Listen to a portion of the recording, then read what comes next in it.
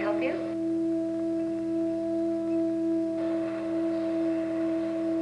Oh, I'm sorry, you look American. I speak French, Spanish. I speak English.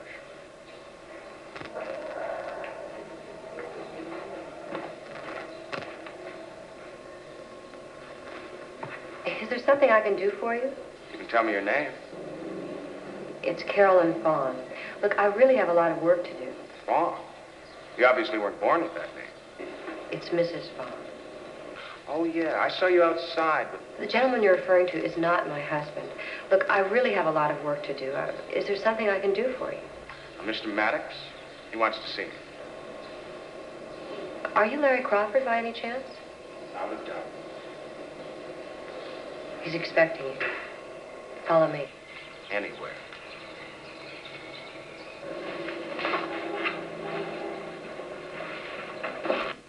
Taiwan's a marvelous island, Mr. Crawford. Really it is. Some truly breathtakingly beautiful places. I imagine you've seen most of them. One of my favorite spots is Beitou. Lovely. They have these marvelous sulfur baths. Have you tried them? You should. Very stimulating. There are many artists in Beitou. I pick up a lot of my contemporary stuff there. Another lovely place is Sun Moon Lake. Have you been there? Oh. Well, you should make the trip. There's a charming Aborigine village which just might appeal to you, but then why take the trouble when just a stone's throw away up at the National Cultural Museum?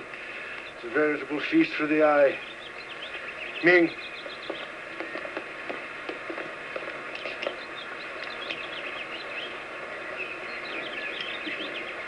Oh, I'm sorry, my dear. We won't have time now. You should come back this evening. Clever. They're very clever, these Taiwanese. Virtually all masseurs and masseuses are blind.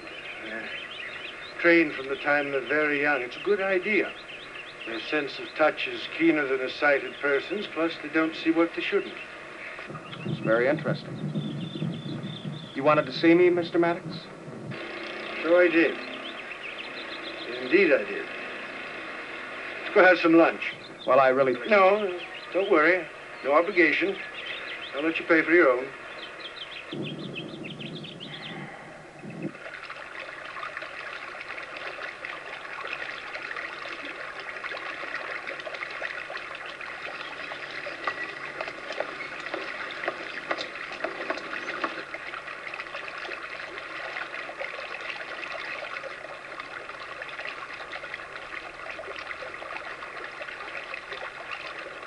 Mr. Maddox wants you to keep it, whether you agree to do the job or not.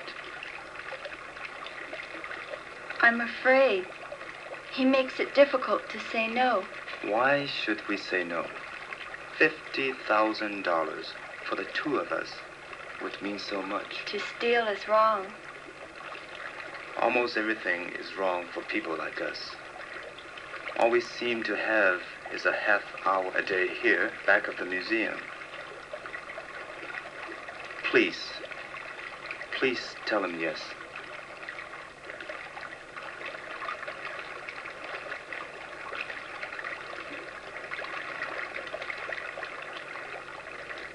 I must go back to work. But we haven't had lunch. I'm not hungry.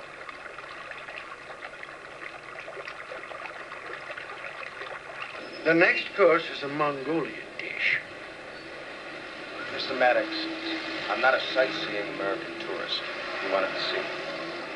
I'm of the school that doesn't get down to business, at least until dessert. Well, I'm that one for sweets, Mr. Maddox. Why did you want to see me? Very well, Mr. Crawford. Let's talk business. I have a job for you.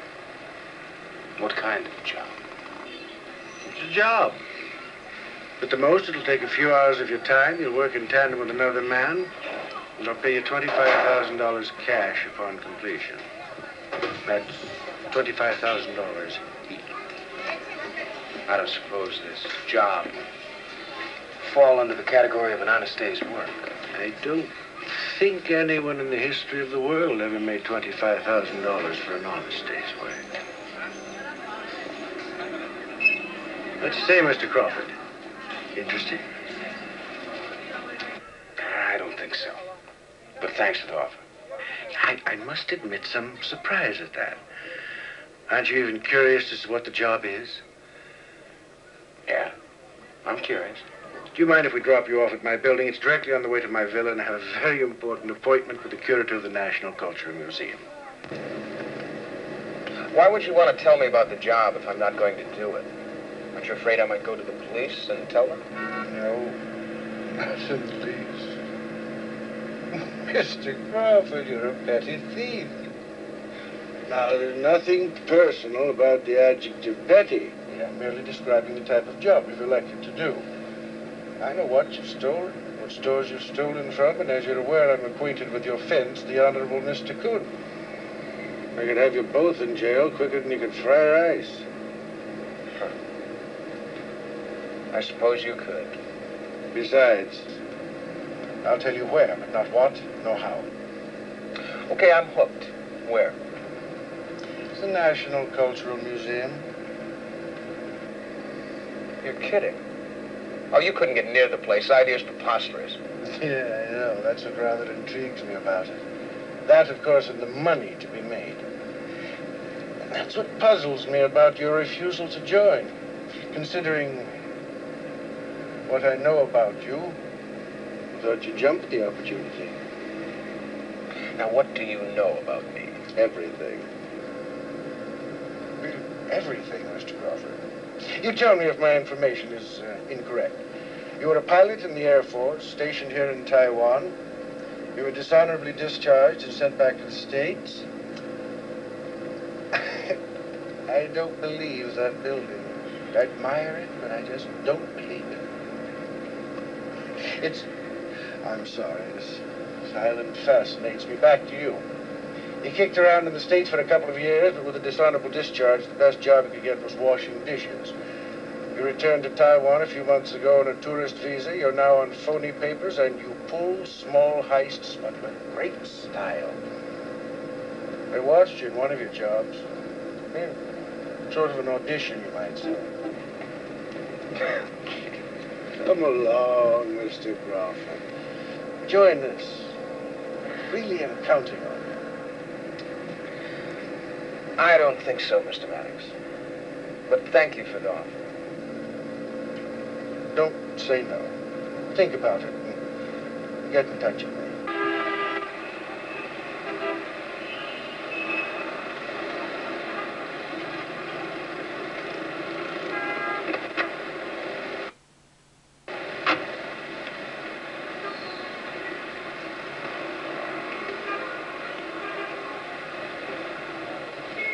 I'll be looking to hear from you.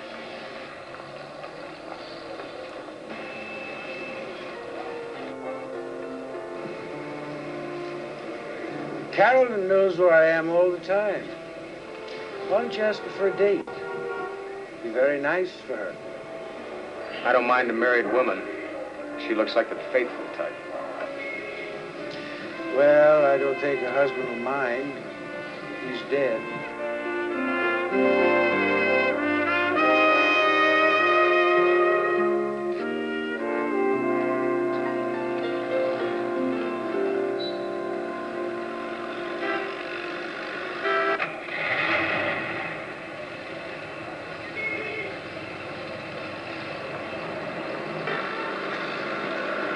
What time do you get through work? 5:30. Why don't I pick you up? You can have some drinks, dinner. Thank you, but I have to get home. Why don't I get here at 5:30 and drive you? That'd be nice. Okay, I'll see you then.